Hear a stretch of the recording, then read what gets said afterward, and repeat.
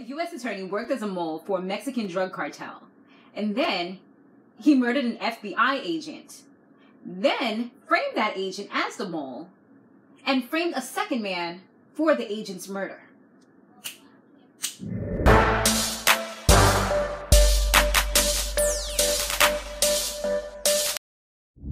Hey, what's up? What's going on, you guys? You have now tuned into my power recap. Guys, make sure you subscribe if you haven't yet done so, and share this video wherever you like to share videos. Okay, so we got this power on and popping, y'all. So let's see, shout outs from last week. Keisha, Charmaine, their apartment is a penthouse, so they don't have a front door. I don't know how the doorman just sent Stern up without permission. That was unrealistic. Girl, that's the same thing I'm saying. I'm like, where is security at? How are these people just coming upstairs? I get what you're saying about the no door. Okay, so they probably have that whole floor or whatever. But like, can I get an announcement or something? And I feel like the same thing happened in this episode where Jaime just went up to what's his name's house, to Terry's house, and he was like, oh, like, what are you doing here? You know? And then how Terry had went over to their house. Once again, it's like, oh, you're in my house right now. You know, I just feel like, where's security? What is going on here? And who else had John Williams was like, a beating not going to help him. Tyriq is a menace. You are so right. Some people, you give them a beating and that's not even going to do anything. They're going to keep on doing whatever the hell it is that they're doing and not have any remorse for it. But I think he kind of met his match in this episode. Alright, let's go ahead and dissect and talk about it, y'all. And don't forget to comment down below. Anyway, so now, oddly enough, Jaime, he gets up, he goes to Silver's place. This is exactly what I was talking about, right? Terry's place. And he was just like, oh, you're at my house. Like, okay, I didn't expect you here. So Jaime says that he saw that Proctor was doing like some kind of investigation. And he just kind of wanted to find out more information and see what it was that Terry knew, since Terry's like his new lawyer. But Terry's like, he don't really know anything about that. He's like, you know, I don't think there is anything to implement any of us. So, yeah, I don't know anything about that. So oddly enough, when he was leaving, he looks down. He's like, oh, I didn't know you had a lady. And he picks up the earring and hands it over to Terry. And Terry's just kind of like, oh, you know, it's just one of those things. It's kind of like a gray area. And I'm like, I know that homeboy is pretty smart. You know what I mean? Like, Jaime is a really intelligent dude. And even if he was to know something, he's not the type to just like say it. Like, me and him is total opposites. So if I feel some type of way about something, I'm going to say what I have to say. It's going to take every being in my body to kind of hold it in. If I found out my boo thing was cheating on me, or, you know, something was going down, it would be really hard for me not to say anything. Like, I'll just expose it all. You know what I mean? Because it's going to eat at me. Eat at me until I say something. Him, I don't know. I kind of feel like maybe he could have recognized the earring. I'm not sure. And he's just like, you know, this looks real familiar. This looks like something I got Tasha back in 2014. You know what I mean? Like, you never know. I mean, it wasn't that much of a amazing type of earring like the one that what's her name? The one that was her name was that Holly was trying to steal, because those was diamonds. Like, these look like some regular, like some silver type of earrings. So it ain't look like it was nothing too serious. Like, anybody can have some silver earrings, you know? Or maybe white gold if you want to get all fancy with it. They both look like silver to me anyway. So now Mike, he's being super thirsty. He tells Sax that John brought him into the office and he was like trying to get information from him and asked him if he ended up bringing him into the office. He was like, it was because he wanted to talk a little bit more about Donavan and about him being a mole. He's like, did he have any conversations with you? He feels that he has a friend in Sax, because Sax is like, I don't know, like, Sax is one of those people that would rat you out, honey. He would tell on you in a minute. So he feels like he has somebody that he can confide in, and he could have somebody that would talk to him and tell him stuff. Because, you know, he ain't on no good terms with Donavan.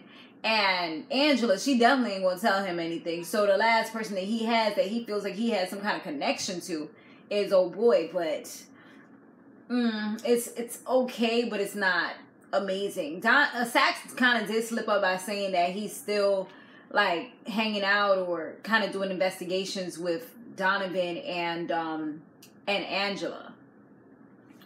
So Tasha, she's ready now to tell Lakeisha everything, okay? She ready to tell her about Tyriq, because you know how girls are, you know, you have something that you holding inside. You want to tell somebody, but you like, damn, who can I tell?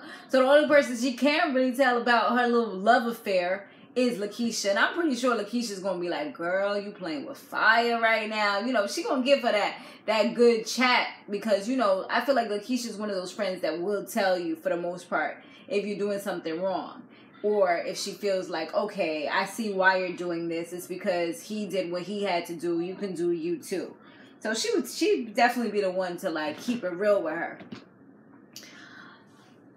So yeah, she was about to tell her, but just as she was about to say something, Raina walks in and she notices that Raina has like this big old bruise on her arm, but she was like, she just walked into something at school. Even though we all know that it was from when Tyriq knocked her down, like she was a piece of cloth on the floor, and she was just like, you know, kind of blown away by that. But she's saying that she wants to go to like this school out in Connecticut. I guess it's like a boarding school, but it's like, it looks like it's some like, you know, official type where it's like a spa. Like Lakeisha was like, ooh, I see why she want to go here. This is like some next level stuff. So, you know, that probably would be a good look. It kind of looks like they're kind of taking the kids out of the show now and just kind of sticking to the main characters. That's what it's kind of like. I feel like if they end up going to this school, that's what's going to happen. Like, it's going to be more so focused on them as opposed to the kids now. Maybe we're going to come back and see them with a new leaf if they do come back.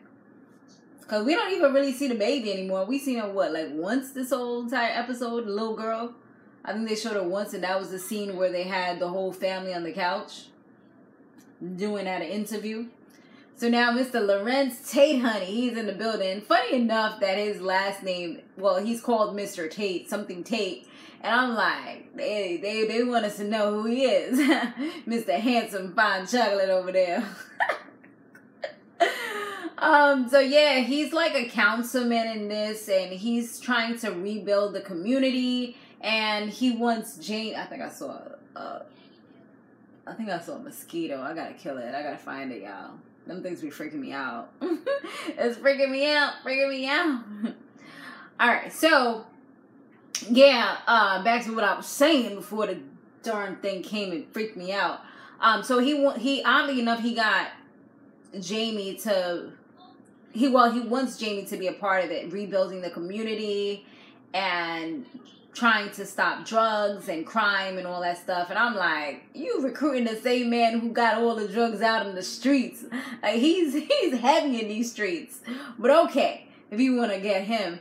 And it's funny because all of a sudden Andre was up in the mix, and Ghost wasn't really feeling that, because he's like, you know, I don't really like being blindsided. What was going on here? And he's just like, you know, he's the one who hit me up because he felt like it would be a good idea, because he knows that you helped me out and you helped me to get to where I am today.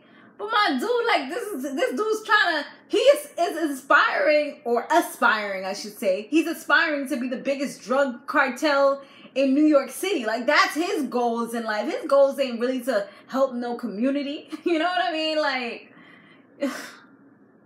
this is how fraudsters get into the office and things like that, and they be getting up to the top, and then they just have more avenues to do what they gotta do. You know what I mean? Sax, Angela, and Donavan, they're finding out that something really isn't right, and that Mike's story is not adding up. So they start coming to their own conclusions of what they think occurred. And boop, boop, boop. Angela, she was on point. She said it sounds like, because Donavan, he mentioned that, that Mike came to his house, told his daughter not to say that he came, and also mentioned that he didn't realize that he had the kids on the weekends, that he had custody of them. So his daughter told everything, and I was so happy that she did. You know, be loyal, tell your family and your parents everything. I mean, because if this would have slipped through the cracks, then they would have all not had that little click. You know what I mean? So this definitely was a major piece to the puzzle. So as soon as they said that, they spoke about that, you know, it just didn't seem right. And Angela was like, it sounds like he came there to kill you. And just kind of make it look like it was an accident or something like that, and that the mole is now dead, you know, just to kind of kill that story. And they're like, You know, Sax, he was kind of like skeptical of the whole thing. She came up with a whole scenario. Angela even shows them the burner phone that she got back with the whole Lobos thing. And how it was in, I think it was in Greg's apartment, and how it was St. Patrick that told her about it.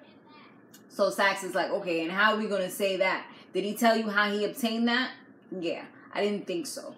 So we're going to have more proof than that if we're going to take this to John.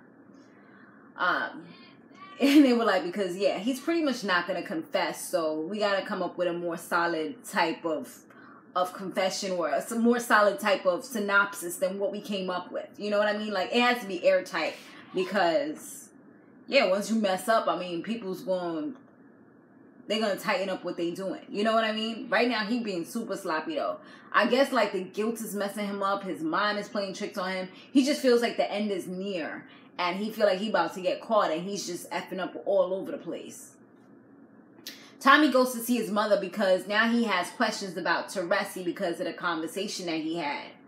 She denies it. She says that, you know, he needs to just keep it moving. Don't focus on that.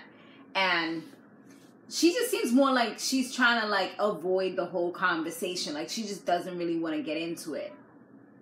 So Tommy, later on, he talks to Jaime about it. He tells him what Teresi told him, that he's his father and stuff like that. He's like, you know, I kind of figured that might be what it was that he wanted to talk to you about, but I wasn't really sure, and I can't really confirm or deny it. I don't really know.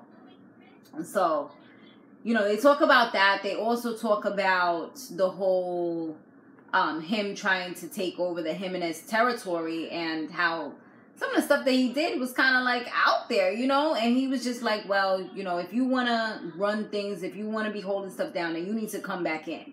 So, you know, this dude is trying to, like, slowly take himself away from this stuff, and it's like, no matter how hard he tries, somebody always, well, Tommy mainly, always seems to find a way to pull him back in, or something happens to pull him back into the game. You know what I mean? So Dre, he's telling everybody that they about to go to war, and Tommy's crazy because he's trying to go to war with the Jimenez, and everybody's getting nervous and scared. But he feels like at the end of the day, they're listening to him. They follow him because there's only but oh so many people at the top right now, which is Tommy. There was Julio, R.I.P. to Julio, and Andre, pretty much, because Ghost ain't really doing too much. So he feels like he's like their leader right now. They're gonna listen to him.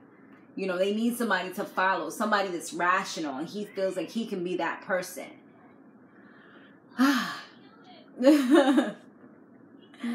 But yeah, when Tommy was talking to Ghost, he said that he wasn't going to be like looking back. He wasn't going to change his mind. He know that some of the things he did was kind of irrational, but he can't go back to them begging and pleading. Like, then he's going to look like some little punk, and that's not what he's about. Ghost goes to see Proctor because he doesn't really trust him right now, because I feel like he doesn't really trust anybody. I mean, the person that he loved, the person that he cared for, betrayed him, which was Angela. So it's like, damn, the only person that he really has that he can confide in like that is kind of Tommy most times, but Tommy's like kind of off his whacker right now. And also Tasha. But if he finds out what Tasha's up to behind his back, I mean, he really gonna be like, F everybody. That's what I feel. You know, he's gonna be me against the world type of mentality. Me, myself, and I, like Beyonce said. So Tommy, he goes to see Teresi's wife, and she seems a little suspicious of him. She asks him, like, what's his name? She kind of already knew his name. She also asks him, like, who his mother is, and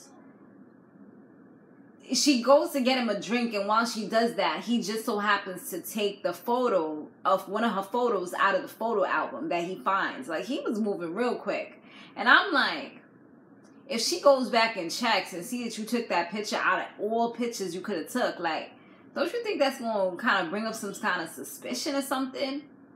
But she said when she was talking to him that the name didn't really ring a bell. She was just kind of trying to find out like what his parents' name was or his mother's name was or whatever, so she could just kind of like have that knowledge for herself. He ends up getting a text message, so he leaves. Then, meanwhile, Kate, she went to go see Teresi in prison, and she told him to like kind of back off and stay away from Tommy, or she's gonna tell his wife everything. Ghost, he does the negotiation with the Jimenez, and it looks like everything is good, everything is squashed or whatever. Mike and Sax, they meet up, and he does some like reverse psychology on Mike, where he tells him that Angela, she thinks that he's the mole, and she's about to go and talk to John tomorrow and let him know everything that she kind of found out. So now he's just like, oh snap, like, you know, he definitely cut that meeting short. As soon as he got that knowledge, he was just like, all right, well, you know, I hate to end this, but I gotta cut out, you know, and he just was out. And I'm like, yo, he just took the bait right there. Like, yeah, he pretty much took it.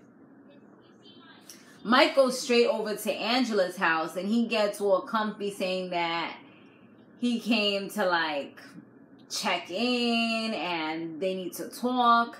And then he tells her that he knows that she thinks that he's the mole and that she's about to go to John. So he didn't really waste too much time. I mean, he got a little comfy, but he had his gun ready in the back. So she says that, well, he was looking a little nervous and everything. And they was talking, and he ends up like pretty much confessing to everything. He said that she was like, what did Lobos have on you? And he was like, you don't know what it is like when somebody threatens to kill your daughter. You know, he pretty much gave it up right there. And then after that, he started like saying that she was dirty too, and that she thinks she's so smart. And you know, she knew she was wearing a wire, so she kind of thought about that. She said, what are you doing with that gun? Like, she said that out loud so that everybody could hear it. And then while he was talking, she kind of pulled out the recording. I feel like she took it out because she didn't know what he was going to say. And she didn't want for anything else to come out about her, or maybe about her and Jaime or things like that. Because Lobos, he knows everything. And he probably told him a whole lot as well. So it was like, damn, like, I can't let this happen. So then she ends up shooting him, but like not a shooting to kill him. She shows him that has a wire. The FBI is about to come in. She shoots him, and she tells him, what did she tell him? I think she told him to say that it was self-defense. Like, she said some crap there. And then they end up taking him away, and she pretended like she was oh so scared, you know, scared for her life, and that's why everything went down the way it did. But she knew exactly what she was doing. Like, Angela is really calculated at times. And even when Sax was listening, he's just like, wait, what? Like, he knows that something was about to be said. And when he saw her, he looked at her with that look like, something ain't right about you. So Tyriq is still just being the way he is, and he's talking to people that he should not be talking to, some people named Brains, and still looking for, I guess, that whole little click or whatever he needs to feel like he's down with something. So he's hanging out with these dudes. He goes to this lady's house, knocks on the door, you know, the box of chocolates, asks her to buy some chocolates. She opens up the door for him, goes to get some money, asks him if he got change for 20, and she even talks to him like real nice. She didn't look like she was judging him for being black or nothing. Because you know how, this is the reason why people don't be letting black people into their house. It's because of stuff like this. Because, you know, look at that. You let a black kid that looked like he was like regular, like he was, you know, normal or whatever, let him into the house. Just so happened it was a setup, you know? That's why people be having this type of mentality. That's why I don't let nobody in my house. I mean, I'd be like, who? No, wrong door. I don't even open it. Not even a little bit, because some people are strong. No, we're not doing that over here. You know what I mean? And so, yeah, then as soon as she comes to like give him the money to pay him so she can get some chocolates for him to be on his swim team, all of a sudden these people come busting through the door and just kind of like knock her down, take her upstairs, and they're like, yo, good work, kid. just be out. He's like, they're like, when I go upstairs, just be out. They even punched him, like, to make it look real, like he wasn't a part of anything. But, you know, curiosity kind of caught up to him. He ends up going up the stairs real nice and slow. And he notices that one of the dudes was trying to rape her. Like, legit was taking off her clothes, raping her. And he just was like, nah. And he said the dude's name. He was like, tell him to get off her. And then they looked at him like, because he said the dude's name. And then he just ends up like running away because they shot her in the head because now she knew their name. And one of the dudes, he just took off his mask. You know, once you take off a mask, they don't care anymore. So he just shot her.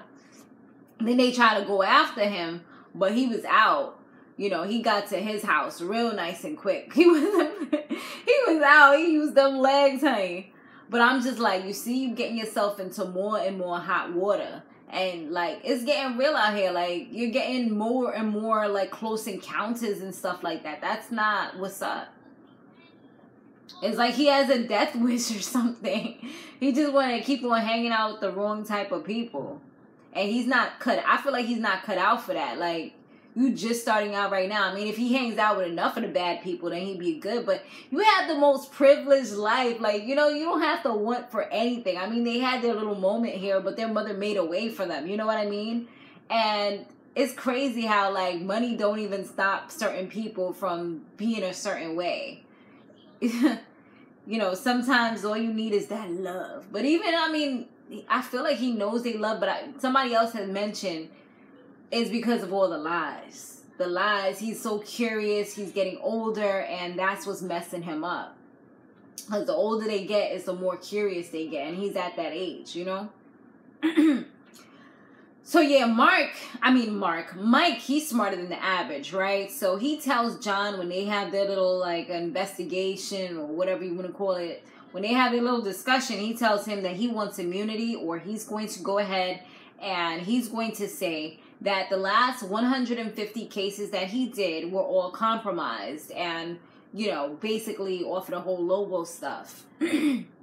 So John thinks about it. He's definitely going to take it into consideration because he's like, you know what?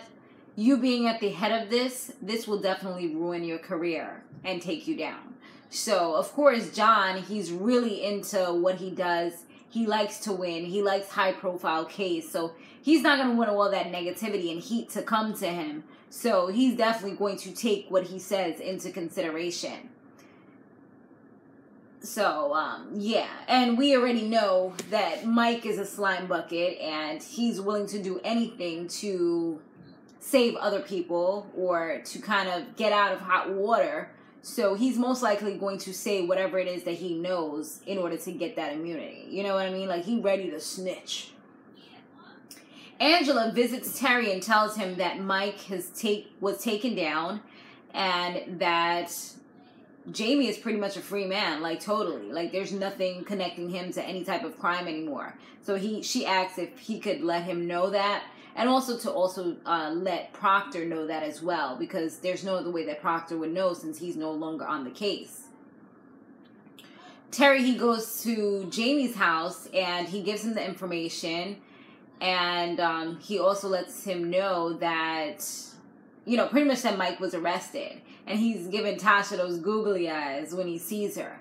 But then he also had a look of disgust on his face when she just seemed so happy that Jaime was now a free man. She gave him a hug, and she just seemed like, you know, it was just one of those moments where you the side dude or the side chick, right? This dude just told you, like, I don't mess with her no more. Like, we ain't nothing. But then they have another kid. Like, it's like, well, hold up, wait a minute. I thought you said you wasn't doing nothing. Or they be like, yo, I just live with her. We not doing nothing.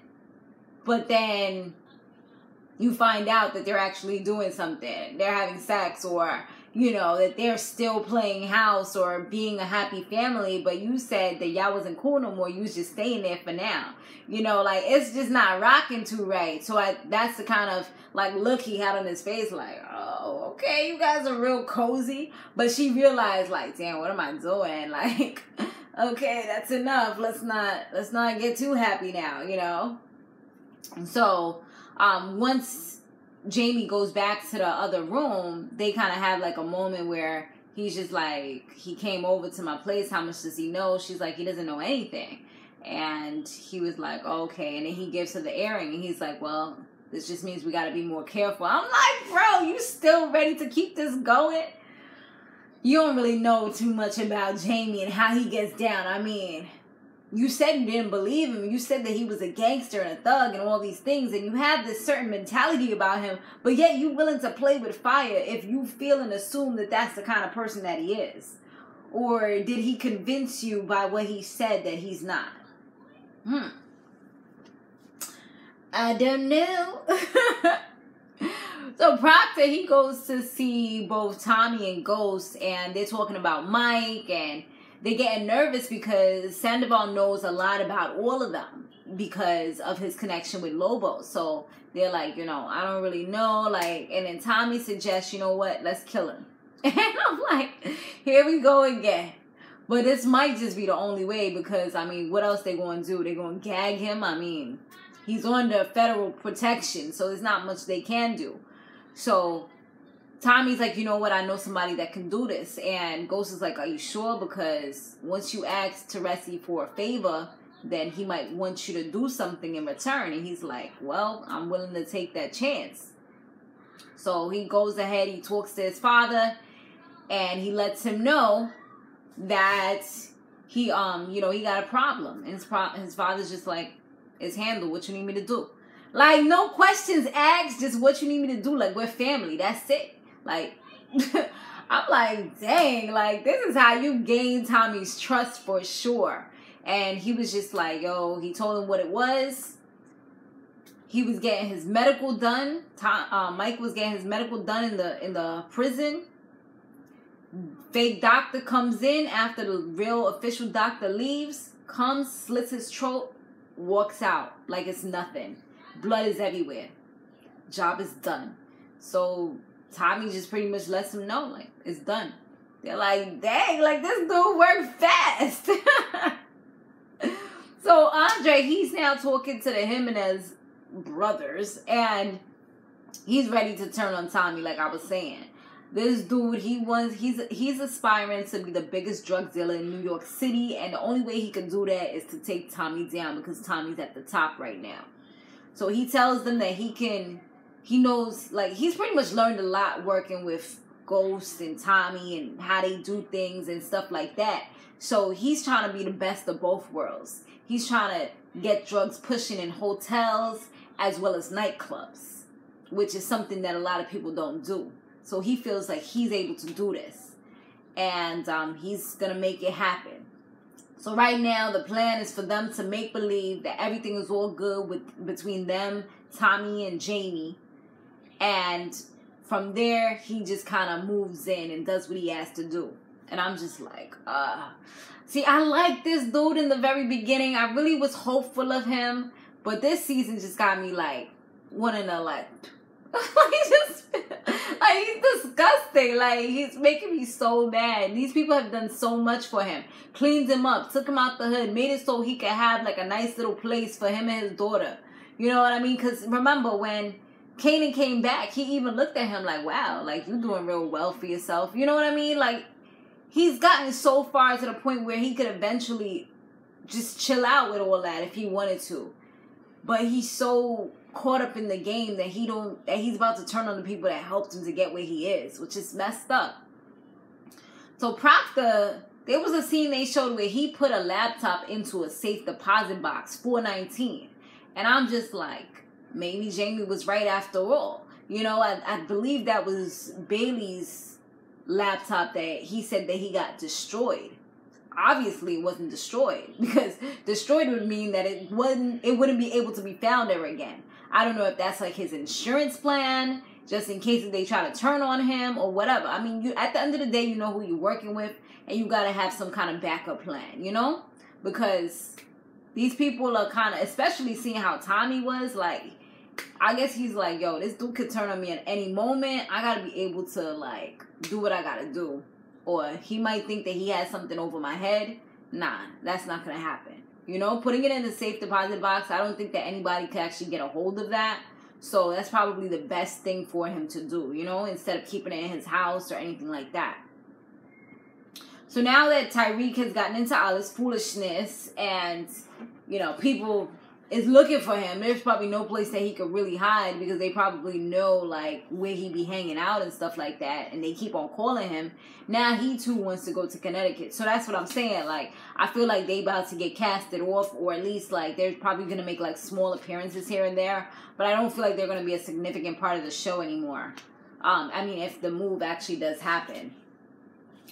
Now, Sandoval, he's officially dead. So that's one thing that they don't have to worry about. When the FBI came in and kind of like now they have this knowledge that he's dead, they're like, how could this happen? You know, like he just got in here and there's not too many people that even knew he was arrested. It was only us. This is crazy.